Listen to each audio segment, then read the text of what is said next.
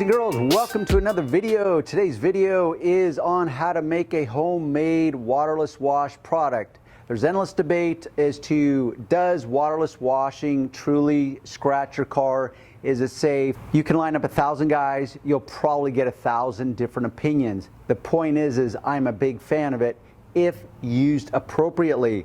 So this video is meant to highlight 3 specific things. 1, the versatility of this product line called ClearCoat Solutions. Secondly, I thought I would demonstrate on this very cool Ferrari that yes, waterless washing does serve a purpose if it's used appropriately.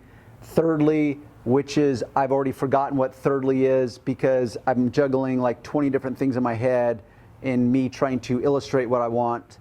So let's get started, which is this. When it comes to your car paint and maintaining it, you have different options. Most people accept that they need to wax their car, but before you can wax it, you got to wash it. Okay, we accept that. So how do we wash our car, especially, for example, if you don't have access to normal washing facilities or you don't want to take it to a dedicated car wash, you want to do it yourself. So what is a simpler way of washing it, getting that dirt off? My answer is that is a waterless wash product. So what I did is, once again, I went off reservation. I took a product that I'm very fond of. So you have dedicated products like a detailer.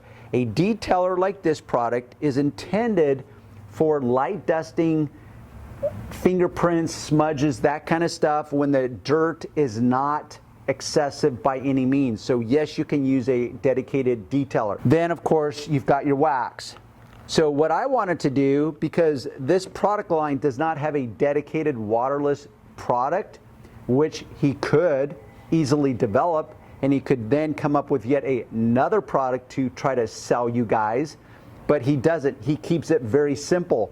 What I wanted to do to see if I could tease out or finesse out another use of one of his products, all in the name of versatility, which I was able to do.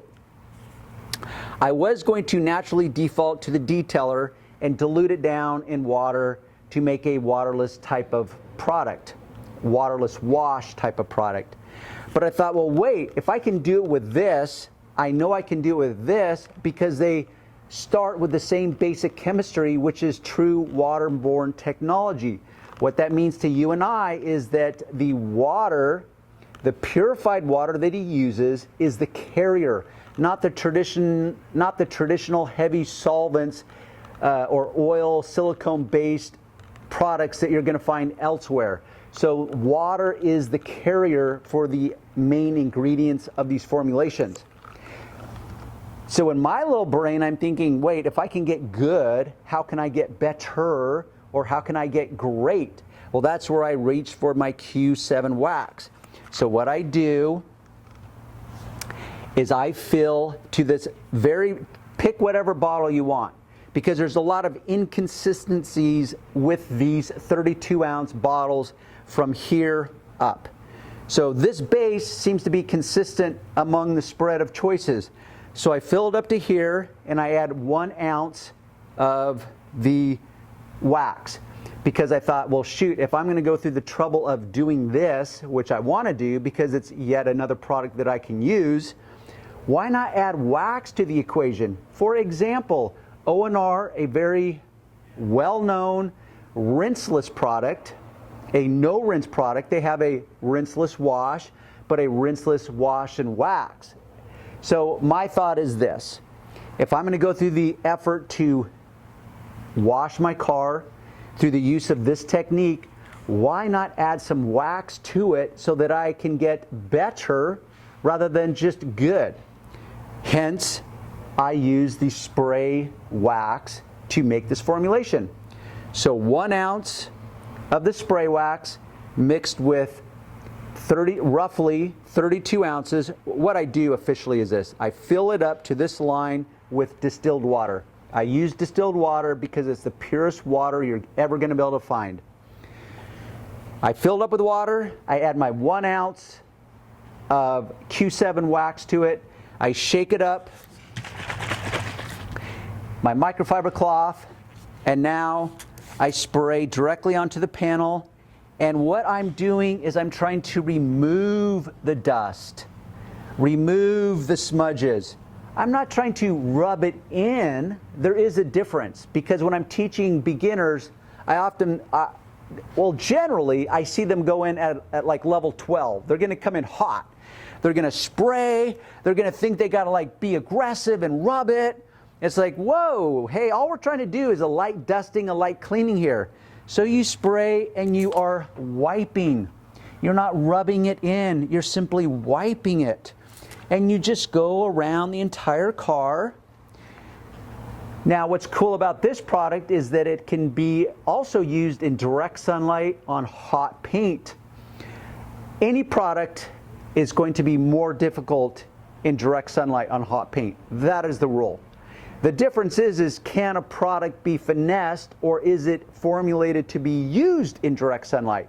So they exist, and I can finesse virtually any product out in the sunlight, but this product, because of its chemical engineering, is suited for both. So that's, once again, versatility. So I'm just gonna go around and I'm gonna use it. And because it's a non-staining formulation, I can use it directly on the top also of this convertible. And I'm going to go through once again and just finesse the moment, spray it, and based on the level of dirt that you're dealing with will determine how much product you need to apply to the surface. And I always keep what I call a dirty side and a wet side. So my side of application becomes increasingly wetter as I use it, but then I flip the cloth over to buff it as I use it. Now you may want to toggle between two cloths. You may just want to use one cloth until it becomes too saturated, and then you switch out cloths. There's no real right or wrong answer. When I attack a car, I'm going to, as a rule, start with the top surfaces first, work my way down to what I call the halfway point of the car. Anything below the halfway point on the car, specifically the sides of the car, are what's called the rocker panels. I know if the car has been driven out on the street that the real abrasive dirts are going to collect at the bottom rather than the top. The top is where you're going to get more of the dust. The bottom, more of the heavier debris and gravel that will stick to the side of the car. So I want to get the stuff that is visible first, that's lighter in nature first, by doing the top half first. The second point I want to add is that when you're driving a car, the back end will get dirtier than the rest of the car in the form of dirt. The front end is going to collect bugs. That's different types of dirt. So you've got bugs, you've got dust, you've got mud, you've got water. So there's different types of dirt. They're not all created equal. This will work regardless. It's just that this is why I systematically break it down when I'm approaching a car like this regardless. So I'm going to do the top surfaces first, down to the midway point. Then I'm going to go around and do the midway point, and then I'm going to go to the back, because the back is going to have the excessive amounts of accumulated dirt. And at that point, I'm probably going to switch out my cloth regardless so that I can deal with the back end as a separate entity. Here I am, the back end. Once again, safe for all materials. It's not going to stain into your black trim. And you just finesse it. You go as lightly as you want. It's you and your world. It's your car. I'm a huge fan of waterless products. I'm a huge fan of no rinse products. This video is not intended to get into a debate as to whether they really scratch or not, because that's where I would have to define, like, okay, let's define what scratch means to you. Are we talking true scratches? Are we talking light superficial scratches, abrasions? What do we mean when we say scratching? So as society, we love to talk in generalizations. And once again, I'm not a fan of generalizations, even though I will start there because it saves me a lot of time, because most people talk in generalizations. But if I really want the answers, I got to dig in and ask the right questions, which is why my videos tend to be longer versus shorter, because I want you guys to be able to actually go away with usable information. I get it. A lot of you tune in to be entertained. I'm probably not the channel for that.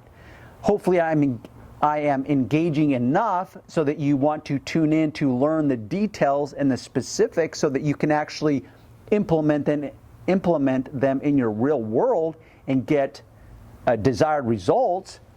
But as far as entertainment goes, it's like, they're too long, too much detail. I don't need to know all that information.